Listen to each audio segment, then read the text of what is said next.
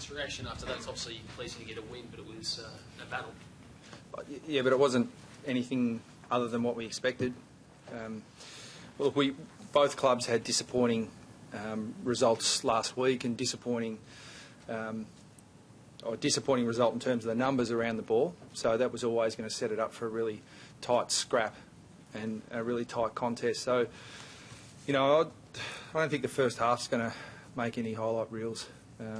But we've played games in the last few years where we've kicked over 120 points and lost, and looked fantastic but lost. This feeling feels a lot better, I can guarantee you. And as a side, we needed to grind it out. And to be honest, look, unlike some commentators, I actually do care about what the game looks like in the longer term. But in terms of what we needed to do today, we needed to fight it out. You know, we needed to grind it out, and we needed to fix some things that we were deficient in last week. And I thought we did that. Was he overcorrected? Yeah. No. I mean, look, our polish going forward wasn't great, but for me, that's very, very easy for us to fix, because it's not as if we've got poor skill level. You know, our structurally, we can change a few things there and fix that really, really quickly. What's harder to change is some of the defensive actions. The ability to win the ball in a contest and the method to use it from there. So, yeah, what was lacking today is pretty easily fixable, but at the core, it was pretty good. Was it almost an ideal opposition in the sense they were disappointed with the exact same thing you were last weekend, just to get back to winning the actual footy? Not in the first half for the spectators, but for both clubs probably, because both sides. I don't know where the Bulldogs finished last year, but we were a good contested ball and clearance side, and you know they've recruited those types of players, and they're very good in that area generally. So we've got a lot of respect for. And the Bulldogs are an underrated side. I mean, you can reel off the names. You know, and Griffin coming back in, probably underdone, having not missed a fair bit in the last 6 weeks, but you know they're going to be a good side. They're already a good side, and so you know, we're delighted with the win, regardless of how it looked. Is it a matter of, I suppose, as the match went on, people getting tired, like players getting tired, that seemed more games opened up, or did you tinker, I suppose, in the box a little bit? We did tinker. Yeah, we did make some changes, because there were certain things that were happening that threatened to take the game away from us, to be honest, because there's no good just winning the ball in the contest if you can't use it going forward, and if you're going to turn the ball over. And, you know, I've run out of superlatives for Brent Harvey in terms of the way he wills himself to get our team over the line. But on the flip side, from the Bulldogs' perspective, you know, Robert Murphy's still a fantastic player at his age and 250 games. So, you know, if Murphy continued to do, and for a lot of the time they were playing on each other, but you know, Boomer was influential for us, but Murphy was also influential for them in the first half. So we needed to make some changes to arrest that. Not to detract from Boomer at all, but in the first half that you were going through him with 3 big forwards up there, was that an issue for you? Yeah, look, I think look, the structure of our side probably got thrown out a little bit. You know, Wright ill. We almost pulled Grimer out pre-game because he was sick. Battled on until we subbed him out. You know, so we didn't adjust. We're probably looking for options that weren't the right ones, particularly when we had 3 big forwards deep. And it was frustrating that we weren't going into them early. But I thought we got better at that as the game went on. But today it was more about the things we needed to rectify from last week that was pleasing. You said during the week that it's sort of ludicrous that people were saying that Brent Harvey isn't a big game player. Does it sort of continue to astound you that people question his ability? Yeah, I mean, look, but I understand. I've got respect for the positions that people hold in media, and you know, people always need to.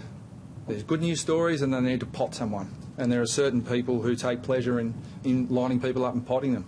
Brent Harvey's not one. Now, Brent Harvey is not one who should be in that gun. Ever 364 games of heart and soul effort for the North Melbourne Football Club. So I've got a choice. I can ignore it, and he certainly ignores it, or I can stand up for him. And while I'm coaching this footy club, if anyone wants to come after Brent Harvey, they come through me. You said before you'd sort of think about how the game looks, you know, going forward. Do you think we're going to see more halves of footy like that this year and beyond? Are you not sure? No, I don't think so. I think the game is. I think that was an anomaly the first half. I think the footy I've watched so far in the first 2 rounds has been really entertaining. I think that footy's evolving, it's changing.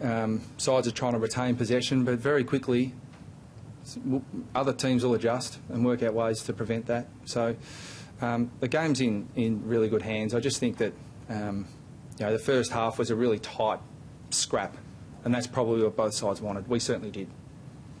The story with Jack Siebel there when he seemed to hurt his shoulder in the first quarter and he ended up playing full forward, I think, late in the game. Were you tempted to...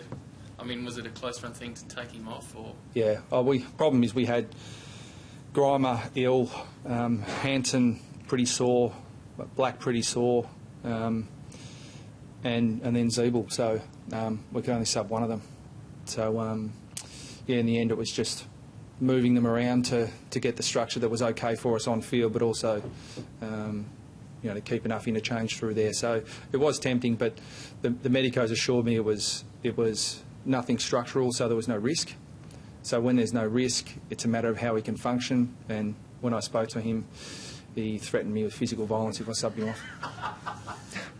There's been some talk about, I suppose, the umpires letting it go a little bit more in the first 2 rounds. Is that how you've seen it, or do you think it's sort of like less willing to pay the... Well, my opinion is that, and just this is very broad brush, but in terms of how the game's adjudicated, I love the concept of protect the ball player, protect the player who's making the play.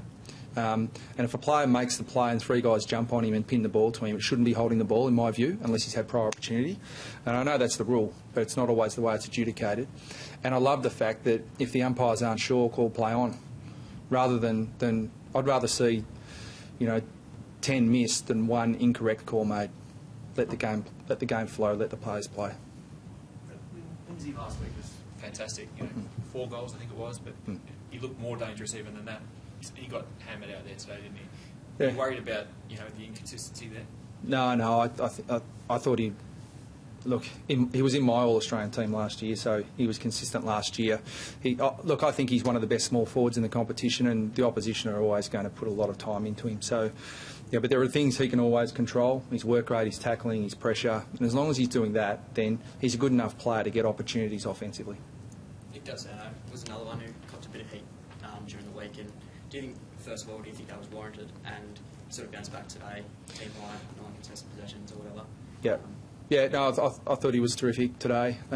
As for criticism, that's water off a duck's back to him. He's been around long enough. But in essence, when you perform like we did as a team last week, people are going to take a scattergun approach and fire the bullets, and where they land, they land. But, honestly, criticism is only an issue if you react negatively to it. So, we could only control our response today, and regardless, as I said, of how the game looked, I was pretty proud of our boys today. And Dan Curry, his debut today? Yeah. So maybe wait a long time, but... Yeah, but he's done it the hard way. He's come from being on a list, off a list, drafted as a 17-year-old in school, didn't go up to Sydney as a 17-year-old, stayed in Melbourne for a year to finish his schooling, and then, number 3 or 4 ruckman behind Jolly and Pike and Mumford and all these blokes. So... he's had to do it the hard way, and he's earned his opportunity. He earned his opportunity today, and I thought he did some really good things, and he's only going to get better for us. What did he need to do to play in your eyes? Well, the battle we've had, like a lot of clubs, is that when you've got a dominant ruckman, if you're going to play 2, they've got to be able to play somewhere else. And so Cuz has had to work on becoming a threat forward. And I think he's worked really hard on that. And while he didn't dominate the game today, I thought he did some really good stuff in the ruck, and he gave us a constant target forward. Any injuries other than Ziebel? Ziebel and Grimer and Wright are ill, but they should be rough next week. Blake's ankle? No, he cramped. So I know he hyperextended his knee, but that was because he couldn't put any weight through his leg. So. Was that just a separate, isolated incident, or was it something going through the club? No, just.